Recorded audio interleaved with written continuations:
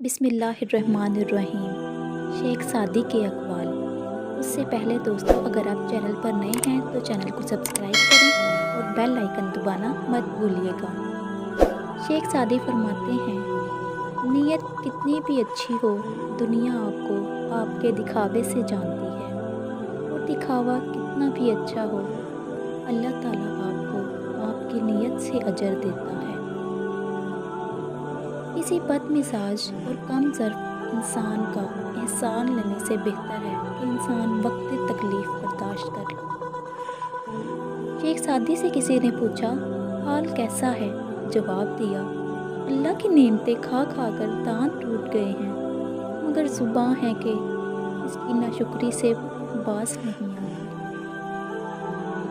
اپنے حصے کا کام کیے بغیر دعا پر بھروسہ کرنا حماقت ہے، اور اپنی محنت پر بھروسہ کر کے دعا سے گریز کرنا تکبر ہے۔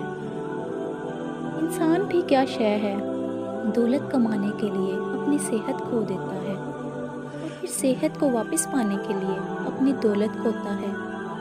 مستقبل کو سوچ کر اپنا حال ضائع کرتا ہے، اور پھر مستقبل میں اپنا ماضی یاد کر کے روتا ہے۔ جیتا ایسے ہے جیسے کبھی مرنا ہی نہیں، اور مرتا ایسے ہے جیسے کبھی جیا ہی نہیں۔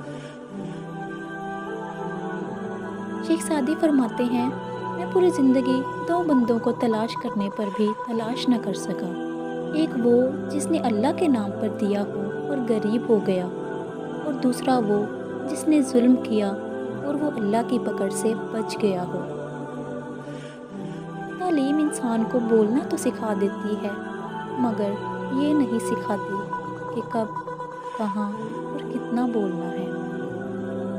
کسی کو اتنا پیار دو کہ گنجائش نہ چھوڑو، اگر وہ پھر بھی تمہارا نہ بن سکے تو اسے چھوڑ دو، کیونکہ وہ محبت کا طلبگار ہے ہی نہیں، وہ صرف ضرورت کا پجاری ہے۔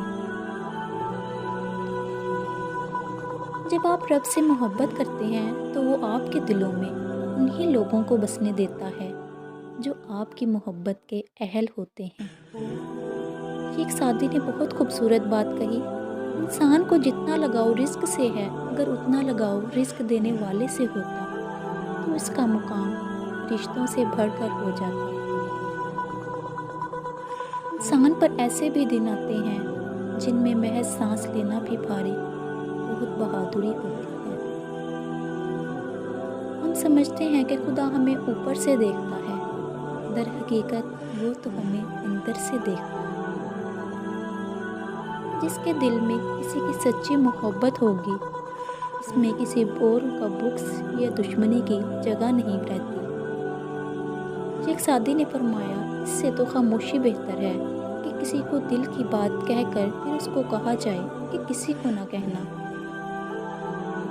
مایوسی ایک دھوپ ہے جو سخت سے سخت وجود کو جلا کر راکھ کر دیتی ہے۔ فرمایا، اپنی روح کا سودا کسی بھی چیز کے ساتھ مت کرو، کیونکہ یہ وہ واحد چیز ہے جو تم اس دنیا میں لے کر آئے اور صرف اسے ہی واپس لے کر جاؤ گے۔ ظلم اتنا بڑا گناہ ہے کہ ظالم جب تک ظلم نہ چھوڑے، اس کے حق میں بزرگوں کی دعائیں جو کہ کبھی رد نہیں ہوتی، وہ بھی قبول نہیں ہوتی۔ میں آج تک اپنی خاموشی پر نہیں پچھتایا، جب بھی پچھتایا اپنے بولنے پر پچھتایا۔